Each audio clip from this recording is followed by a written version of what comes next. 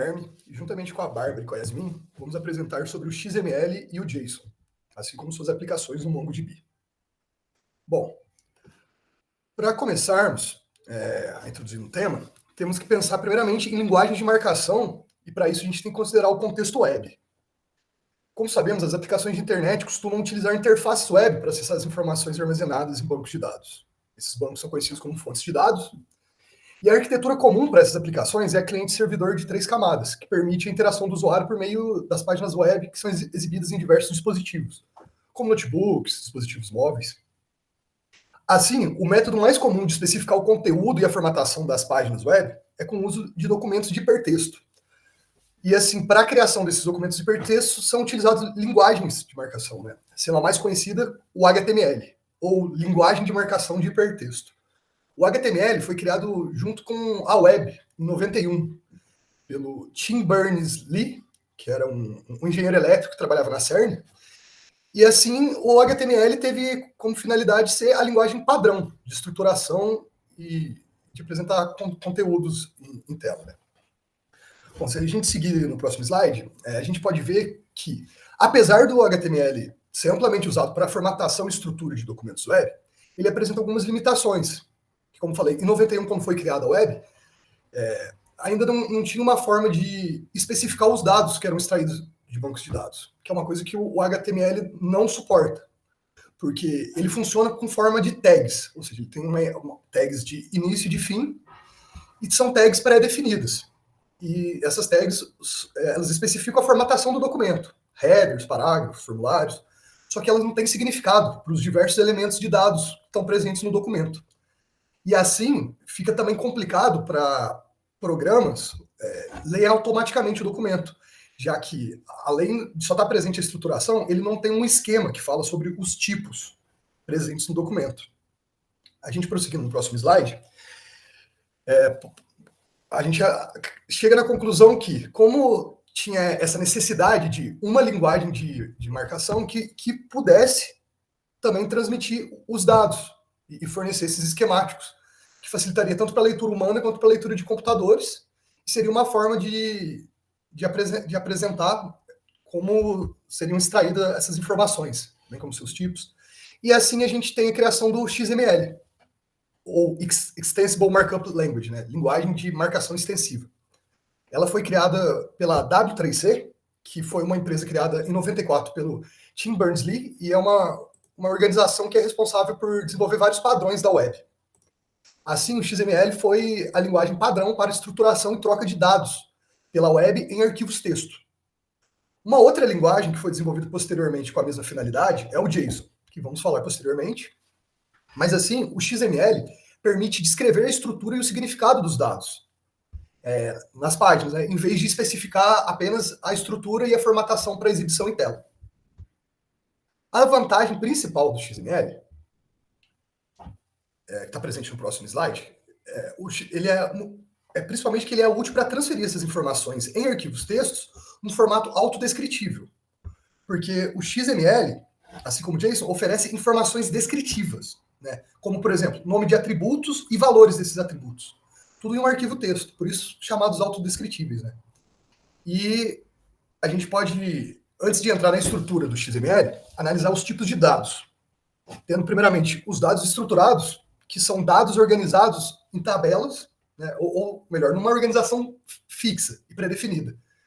Como um exemplo claro são bancos de dados relacionais e as tabelas, onde cada registro de uma determinada tabela segue a mesma estrutura. Então, na figura 1, que apresenta um BD relacional de uma entidade empresa, assim, na verdade, um banco de dados da empresa, a gente tem, por exemplo, a tabela funcionário, onde todo registro segue uma mesma estrutura, bem rígida. Se a gente passar agora para os documentos semi-estruturados, a gente pode ver que ele tem uma estrutura, mas não é um esquema fixo. Ou seja, a estrutura pode variar, ela não é estritamente definida. Aqui no exemplo da figura 2, a gente tem um esquemático parecido com o banco de dados anterior, mas também seguindo projetos de uma empresa. Onde a gente pode ver que tem um projeto, o projeto vai ter um nome, um número, um local, um trabalhador atrelado. Só que, no entanto, a gente pode ver que tem uma certa mistura assim, entre nome de atributos, relacionamentos, as classes. E a gente pode seguir agora para os não estruturados, que são basicamente, não tem estrutura pré-definida. Um exemplo claro é um texto de HTML, ou um documento texto onde não tem onde o formato é livre. A gente não identifica nenhum padrão de esquema. Isso implica no quê? Que os estruturados têm uma facilidade de consulta devido à estrutura rígida que eles possuem. Os semi-estruturados têm uma flexibilidade maior, no entanto, pode exigir um esforço maior na análise. E os não estruturados são um desafio significativo, por não ter uma estrutura, né? O que dificulta muito o processamento automático. Agora, a gente seguindo para a estrutura em si do XML, a gente tem que o XML, assim como o HTML, ele tem como base tags, né? As tags de início e fim.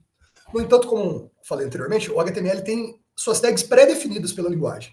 Não vai ser o caso do XML. No XML, as tags vão representar os elementos, né, de dados e vão ser definidos de acordo com... para descrever o significado do elemento. Ou seja, a tag é criada. Então, todas as tags vão representar algum elemento de dados. E por não ter essa pré-definição, a gente vai precisar de um outro arquivo, que é o esquema XML. Esse esquema ele vai definir, basicamente, o valor semântico para cada uma dessas tags, o que ela é composta. Então, a gente passando para frente, a gente pode ver no próximo slide um exemplo claro de um XML. Pode passar mais um slide, por favor? Aqui na figura 3, então a gente tem a definição. Aqui dá para ver as tags. Então, a primeira tag define o XML, sua versão. Aqui no exemplo, a gente tem a tag projetos, que vai definir o escopo total. Dentro de projetos, a gente tem um projeto. No projeto vai ter um nome. Aí, por exemplo, podemos ver o trabalhador, que o trabalhador possui um CPF, possui um último nome. Assim fica bem claro essa estrutura hierárquica do XML, onde tags são alinhadas dentro de outras tags. E se a gente passar adiante desse exemplo, tem um exemplo menor, mas que fica claro também. A gente tem primeiro o XML definido. Na verdade, ele não está definido como tag, mas aqui a empresa seria um elemento raiz, e a gente tem alinhado nele um departamento, um funcionário. Ou seja, ele funciona tipo como uma espécie de árvore, né? De dados. Assim, a gente tem alguns tipos de documentos XML. O centrado em dados, que vai seguir uma estrutura com muitos itens pequenos e segue um esquema. O centrado no documento, onde temos grandes volumes de texto com pouca estrutura. E o híbrido, que vai combinar entre partes estruturadas e textuais. Mas as características de um documento XML bem definido primeiramente, a declaração do XML, que especifica sua versão, e a codificação, né? Pode ter elementos como tipo a linguagem, e as diretrizes sintáticas que seguem um modelo de dados de árvore, né? Ele tem que ter uma estrutura de árvore, um único elemento raiz e os elementos alinhados corretamente. Dessa forma, a gente abrangiu bem o documento, só que agora vamos para o esquemático que eu falei. O esquemático vai ser um documento que basicamente vai ter as descrições do esquema e os namespaces, né? Ou seja, vão definir as tags, as nomenclaturas definidas, e os elementos e seus tipos, que vai definir a estrutura e os tipos dos elementos permitidos no documento. Aqui é um exemplo de um esquema XML, onde esse XS é só uma, vamos dizer, uma nomenclatura padrão para desenvolvedores, que você vai conseguir definir o que é cada coisa. Então, a gente tem primeiro a apresentação de um esquema, um elemento que vai receber como atributo o livro. Esses atributos dentro das tags significam para ter uma adição de algum metadados que seja necessário em relação a essa tag. E assim a gente vê esse alinhamento. Então, basicamente, o esquema XML vai traduzir e mostrar como funciona. Agora, a gente pode analisar algumas aplicações de XML. Algumas das mais notáveis são o DocX, que é o formato utilizado no Microsoft Word, né? Ele foi introduzido em 2007. Anteriormente, eles utilizavam arquivos binários. E o conteúdo, o estilo e a estrutura dos documentos DocX são definidos em arquivos XML. Esses arquivos ficam encapsulados em zip e onde assim, cada XML vai ser responsável por um diferente aspecto. Então, dentro do arquivo zip, a gente vai ter, por exemplo, o styles.xml, o document.xml, onde vai ficar definido, por exemplo, no document, o por exemplo, o texto contido no documento. Nos styles, os estilos aplicados. Então, toda a forma de estruturação do XML é bem flexível e fornece uma forma bem estruturada, que fica tanto legível por máquinas quanto por humanos. Então, essa flexibilização torna muito bom para isso, e também na utilização em nota fiscal eletrônica, aqui no Brasil, a NFE, né, que surgiu para substituir as notas fiscais físicas, né, e ela utiliza o XML para garantir autenticidade e integridade, e até é presente na nota fiscal eletrônica a estrutura que deve ser seguida. A gente tem como tags, por exemplo, o NFE, que é o elemento raiz da nota fiscal, e vamos ter tags como os IDE para identificar a nota, o emissor, o destinatário. Aqui o exemplo das tags com o seu significado. Bom, agora a gente vai seguir para a parte de JSON. Falando então da parte do JSON, a sigla JSON significa JavaScript Object Notation, e embora no nome tenha JavaScript, o JSON ele é totalmente independente da linguagem JavaScript hoje em dia. Ele foi criado como um formato para ser leve para a troca de dados, que ele vai ser fácil de ler e escrever para humanos e também muito fácil de interpretar e gerar por máquinas. Ele é a forma de dados que mais se encontra assim na internet, né, por comunicação de internet. E ele é organizado em dados, pares, chave, valor e coleções ordenadas. Aí a gente usa os colchetes para arrays e as chaves para objetos. Então, o par chave-valor ele é representado pelo nome, entre as aspas duplas, seguido de 2 pontos, seguidos do valor. E os valores têm 3 tipos básicos, que são o numérico, aí ele pode ser inteiro, real, negativo, positivo, o booleano e a string. Então, pode voltar, por favor.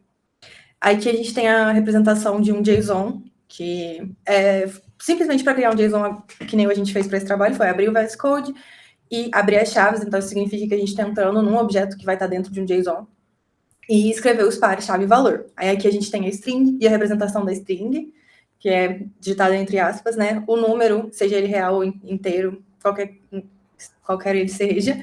Tem o booleano, que vem com um valor falso ou positivo, ou verdadeiro. Valor nulo também pode acontecer. Um array, e a gente tem também até uma representação de uma matriz, que é um array de arrays, no caso, né? E aí ele fica representado da seguinte maneira no JSON, que nem está na imagem.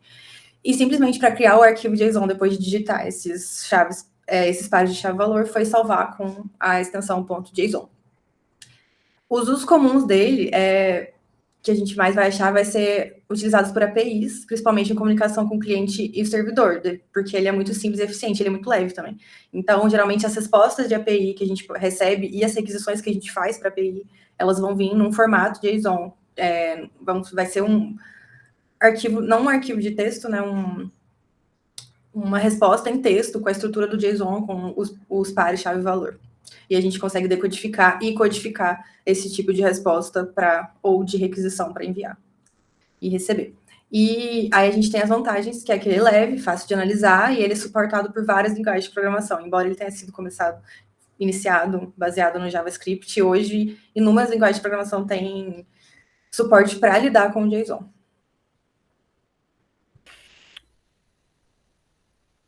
Para seguir com essa parte prática, primeiramente eu instalei o MongoDB CLI na minha máquina, né? Mais especificamente no WSL, que é o que eu estou usando aqui para usar o Ubuntu. E aí, para a gente iniciar, primeiramente eu vou criar uma collection dentro de uma database que eu já criei, que no caso é a SGBD Demo, que foi criada especificamente para essa demonstração. Aí eu vou criar uma collection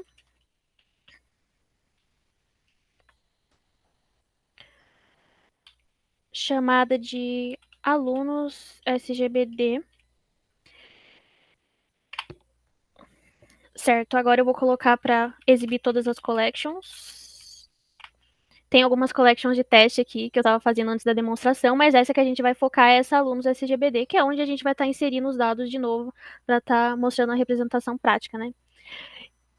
Então, primeiro, antes de ir para o envio de arquivos, eu vou fazer uma demonstração inserindo, tipo, só um nome na nossa coleção de alunos SGBD.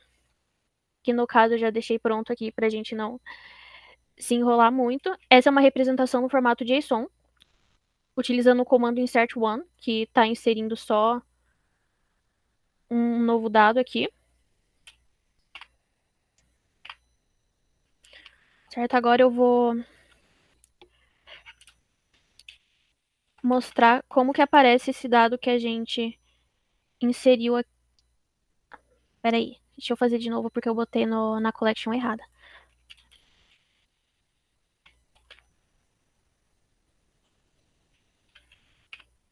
Pronto, agora sim. Bom, como a gente inseriu um arquivo JSON, ele inseriu um ID único, né? Esse ID é inserido automaticamente, porque a gente não tem como mandar esse tipo de dado pelo JSON, porque ele é uma estrutura um pouco mais legível pra gente. Então, essa parte de binários, assim, fica com um BSON que eu vou falar já já. Mas mostrando aqui como que ficou a exibição. A gente vai acessar novamente a collection, porém agora utilizando o comando find. E aqui aparece os dados que eu inseri da aluna Yasmin, no caso eu, junto com o ID gerado automaticamente pela collection para estar identificando esses dados. Agora eu vou demonstrar inserindo vários dados ao mesmo tempo. Só ajeitar o nome aqui da collection pra gente.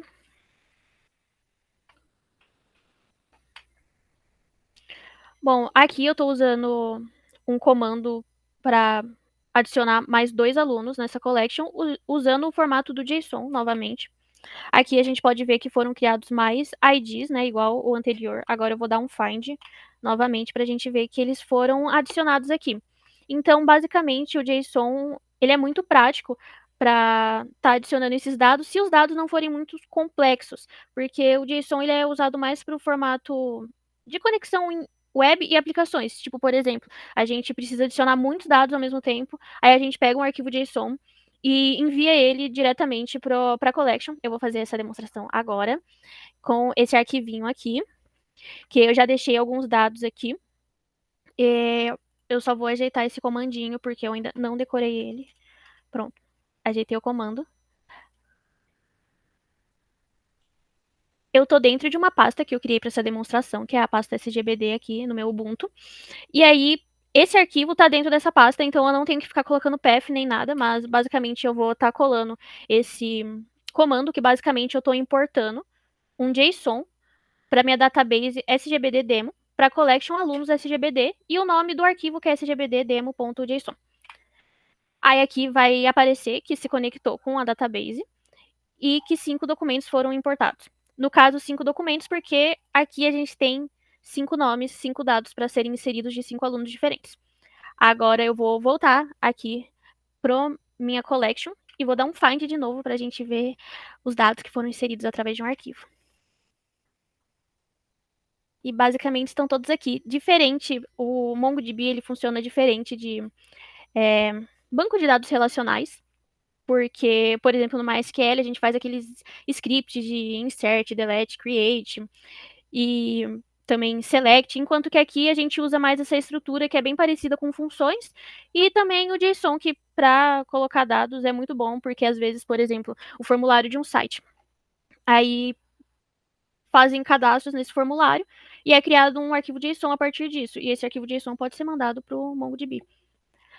Bom, mas o JSON não é o único jeito de estar inserindo dados. Na verdade, a gente tem uma forma diferente que é o BSON. O BSON, basicamente, ele é mais, não diria que é mais indicado, porém, ele traz mais flexibilidade, então é mais usado em aplicações de larga escala, que precisam de mais eficiência de storage, se esse storage for crítico. Especialmente quando a gente está lidando com databases com estruturas de dados mais complexas, porque precisa desse acesso a binários. Uma diferença entre o JSON e o BSON é que o BSON aceita dados, tipos de dados que o JSON não aceita. Como, por exemplo, eu disse dados binários, o BSON ele aceita o campo data, que o JSON não aceita. O campo ID também, igual a gente viu aqui. Esse Object ID, que foi criado automaticamente quando a gente mandou o JSON. Se eu tivesse tentando inserir esse ID usando JSON, não daria certo, porque o JSON ele não lida com binários. Para seguir com essa parte prática, primeiramente eu instalei o MongoDB CLI na minha máquina, né? Mais especificamente no WSL, que é o que eu estou usando aqui para usar o Ubuntu.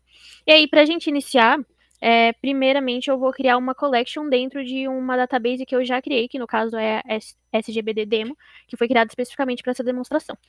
Aí eu vou criar uma collection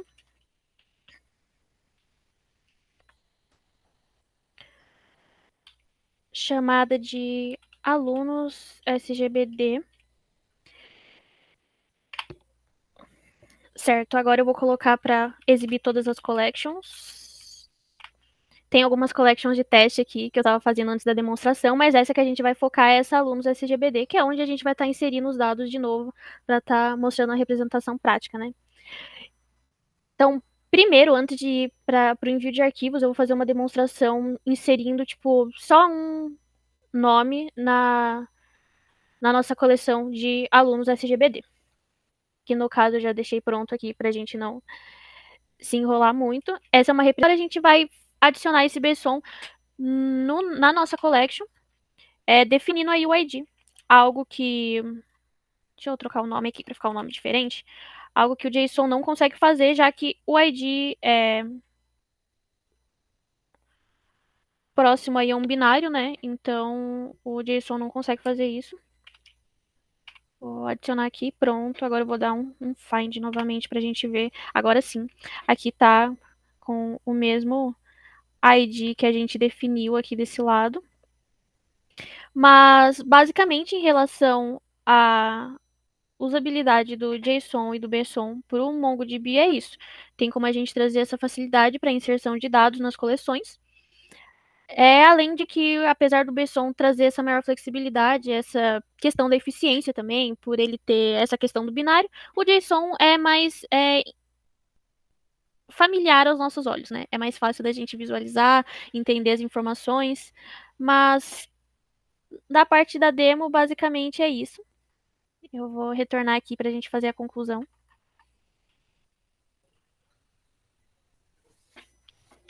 Agora a gente vai adicionar esse BSON na nossa collection, definindo aí o ID. Algo que... Deixa eu trocar o nome aqui para ficar um nome diferente. Algo que o JSON não consegue fazer, já que o ID é... Espero que a gente tenha conseguido abordar todos os tópicos. Como a gente falou, o XML ele é amplamente utilizado em configuração de sistemas, tem aplicabilidade no DocX, em notas fiscais, principalmente em sistemas que exigem uma validação mais, uma estrutura mais rígida. Né? O JSON ele é mais comumente usado na troca de dados de APIs, e o BSON, né, que é o Binary JSON, como a Yasmin falou, ele é usado principalmente por sistemas de bancos de dados, né, SGBDs como o MongoDB, porque ele tem uma eficiência maior de armazenamento e processamento também de prioridade. Bom, por hoje é só. Muito obrigada pela atenção e desculpe os acasos. Demonstrações ao vivo, né? Assim mesmo. É isso, valeu, professor. Espero que a gente tenha conseguido abordar todos os tópicos. Como a gente falou, o XML ele é amplamente utilizado em configuração de sistemas, tem aplicabilidade